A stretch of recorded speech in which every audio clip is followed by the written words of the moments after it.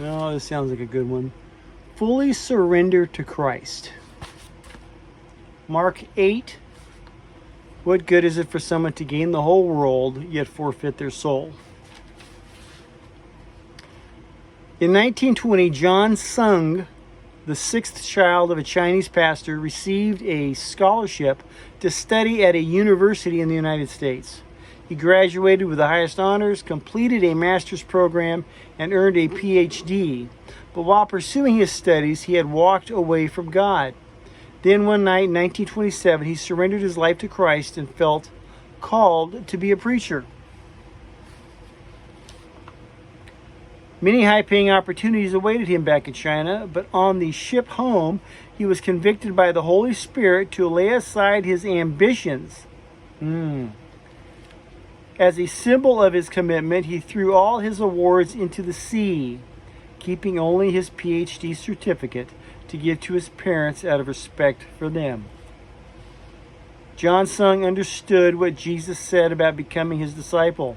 What good is it for someone to gain the whole world, yet forfeit their soul?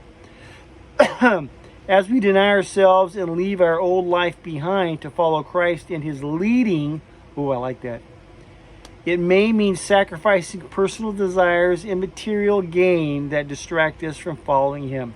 Man, that's the gist of it right there. That's the whole we're called to do, but it's also what makes it difficult, is we don't necessarily want to be doing that. Let me read that again. As we deny ourselves and leave our old life behind to follow Christ and his leading, John 14:15, it may mean sacrificing personal desires and material gain that distract us from following him. For the next 12 years, John carried out his God-given mission wholeheartedly, preaching the gospel to thousands throughout China and Southeast Asia. Now, I don't know how he got to do that in China.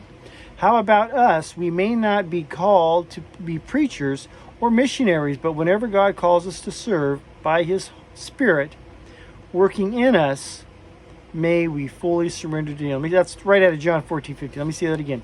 We may not be called to be preachers or missionaries, but wherever God calls us to serve by his Spirit working in us, may we fully surrender to him. What do you need to surrender in order to truly follow Jesus? What are some personal ambitions you may be holding on to? Father, help me to set aside whatever hinders me from fully surrendering to you. What do you need to surrender in order to fully follow Jesus?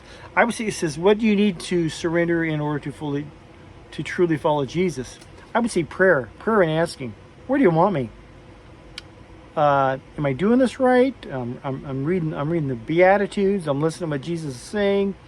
Keep me updated, Father. Just where do you want me? Am I on the right track here? Going to work, doing the best I can, doing the stuff I need to be doing, get my chores done, whatever. Trying to have a good attitude, not get caught up in the world and all the crap going on. Wish I could say that. And all this, kind of not ignoring it, but I'm in it, but I got to have a good attitude, and just I'm waiting for the download. Tell me where do you want me? No, that's the skunk patrol. Love you, God bless.